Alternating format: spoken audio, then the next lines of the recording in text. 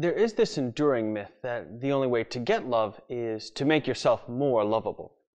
And if you don't believe me, perhaps you'll accept the testimony of Cosmo magazine, which sells this idea from two key angles. First, there is the never-ending list of beauty tips. Second, there is the veritable cornucopia of advice on how every girl can become a Wonder Woman in the sack, able to call upon an inexhaustible treasure trove of tips, tricks, and secrets sure to make him eager for more, more, more. This is good to keep in mind when we listen to what Brown has to say about shame in women. Very quickly, some research by Mahalik at Boston College. He asked, what do women need to do to conform to female norms? The top answers in this country: nice, thin, modest, and use all available resources for appearance. And not only do women have to look perfect, but they need to be perfect as well. Shame feels the same for men and women, but it's organized by gender. For women, the best example I can give you is Anjali, the commercial. I can put the wash on the line, pack the lunches, hand out the kisses, and be work at 5 to 9. I can bring home the bacon, fry it up in the pan, and never let you forget you're a man. For women, shame is do it all, do it perfectly, and never let them see you sweat. St. Thomas Aquinas, coming from the very heart of the Christian tradition, had a completely different view of the situation. And it all comes back to God as creator. Sometimes we love things, like kittens, because, they're adorable, and we just love them so much. Sometimes we're like the artist who looks at a blank canvas and loves what might be. And the love of the artist makes the canvas beautiful. But God is always like the artist. He doesn't react to our loveliness. He creates it. And after we damaged the good He created, He came again to heal us and offer us the chance to share in His very life, which is love.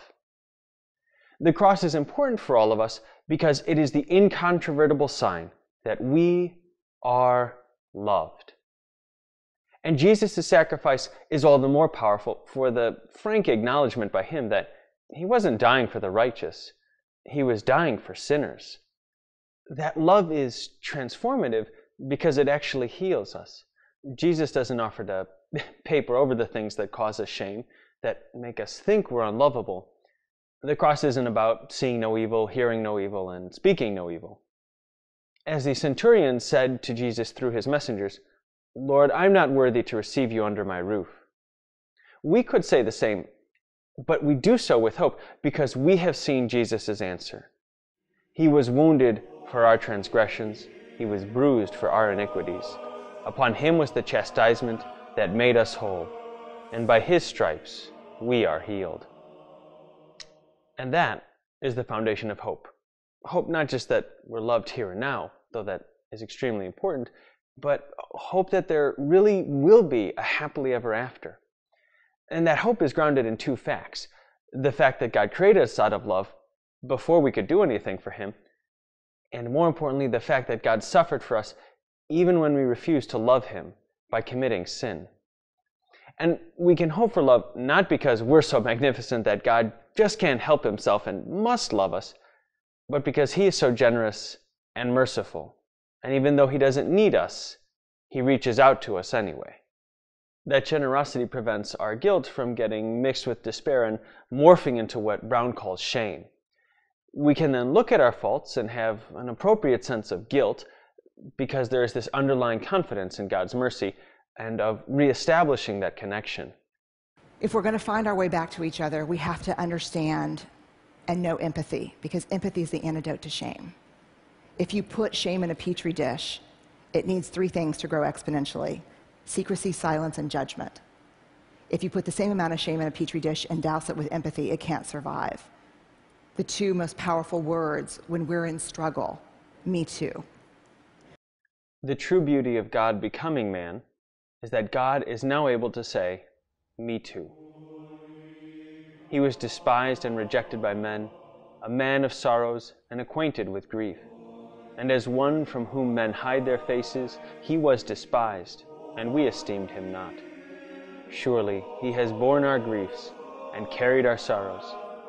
Yet we esteemed Him stricken, smitten by God, and afflicted.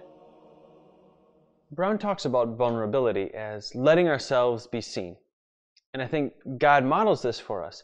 He lets us see Him perfectly after we die in the beatific vision of heaven, but He also lets us see Him in the flesh as the God-man, Jesus Christ.